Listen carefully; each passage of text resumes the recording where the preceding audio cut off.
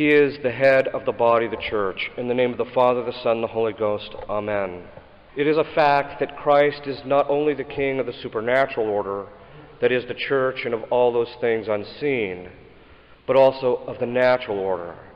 That is, Christ is the King in all secular affairs. And his sovereignty extends to every aspect of creation. Because he is God, he holds all things in being. He preserves them in being and makes it possible for them to do what they do. And therefore, in the end, it is all his. It is his possession, and he is therefore king over it. But there are many ways that people deny Christ's sovereignty. Obviously, people deny his sovereignty every time they commit a sin. But more specifically, people deny his sovereignty in a variety of ways which we should consider. The first are those who propose a separation of church and state.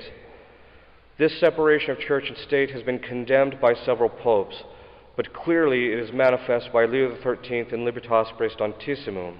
And here we're not only talking about those who adopt separation of church and state as an official policy of the state, but even when politicians refuse to allow Catholicism to inform legislative decisions.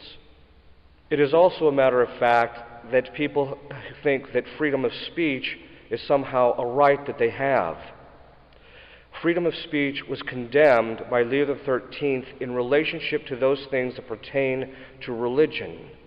That is, nobody has a right to freedom of speech if it's going to detract against the Catholic Church or if it is going to cause harm to the common good or corrupt the moral state of its citizens. Outside of that fact, we do have a certain freedom of speech, but not outside that context. There are also those who deny Christ's sovereignty by saying that non-Catholic religions have a freedom of public worship. This again was condemned by Leo XIII, and if I'm not mistaken, Pius XI. Only God has a right to grant public authority regarding the worship of him. Those rights were given to the Roman Catholic Church alone. And we know this by virtue of the fact that he told the apostles, and of course their successors, go baptize all nations. But also we know it because Christ told Peter, feed my sheep. He didn't say that to anyone else. He didn't say it to any other religion. And therefore these two statements of Christ actually are interpreted by the Catholic Church to mean that only to the Catholic Church was the conferral of jurisdiction in which the Church has rights over the public worship of mankind. Only the Roman Catholic Church were given the power of orders by which people are sanctified. Hence, only the Roman Catholic Church has a right to public worship and to determine it because it is the only public authority regarding these matters, since it alone has received it from God. People deny Christ when they deny that his only church, the Catholic Church, is the only divinely established means of salvation, since Christ was God and established the Roman Catholic Church alone as having rights. No one else has a right to public worship, principally because nobody else has a right to false public worship. For instance, the Jews can no longer even practice their religion, since A, their temple was destroyed in which they exercised their religion. Just as we would say that a Catholic does not practice his religion if he never went to Mass, so the Jews who cannot offer the sacrifice which is proper to their religion can no longer do that because the temple in which that sacrifice must be offered has been destroyed. Moreover, the sacrificing of Christ outside the temple, the Jewish temple, was a sign that God's religion was no longer that of the Jews, since it was not done in that temple. God gave testimony also to the blasphemy of the Jews by rendering the temple curtain because of the fact they had delivered him up to the civil authorities that he might be put to death. Blasphemy is something which we do in word, that is, we detract from God's holy name or something of this sort, and the fact that the word of God was put to death was a form of blasphemy. Cardinal Below observes that the Council of Jerusalem abrogated the Christian practice of attending Jewish rituals, that while, as St. Augustine says, it was tolerated that the Christians for a time would attend the Jewish synagogues, it was done as a matter of reverence to their fathers.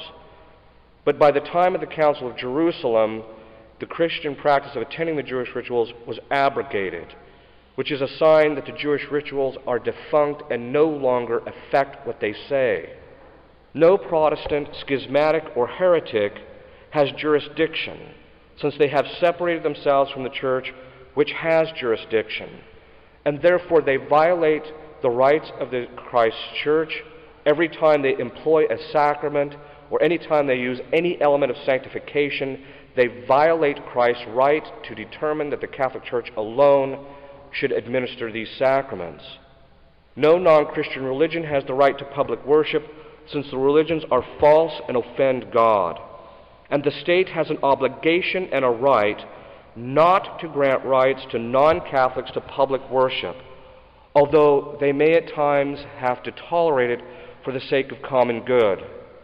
The Church has never said that the state should abrogate or should condemn people for private worshiping, except in cases of things like witchcraft and satanic rituals, but other religions may have to be tolerated regarding their private worship, but none of them have a right to public worship.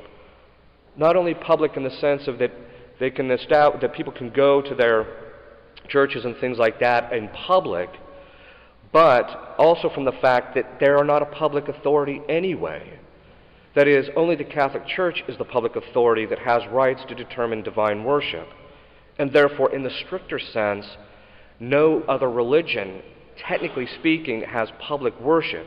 That is, in the sense of it pertaining to God, who is the public authority, having determined it. You also see people deny Christ's sovereignty when they think that it's their place to determine what their moral code is.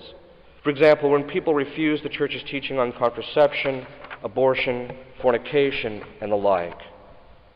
When people abandon, sometimes you also see people just give up on the secular sphere altogether without trying to reform it according to the natural law and without reforming it according to the divine positive laws. And by that we mean, for example, according to the order of charity. Also, we see this abandonment of the secular sphere in relationship to God when courts forbid public prayer and things of this sort.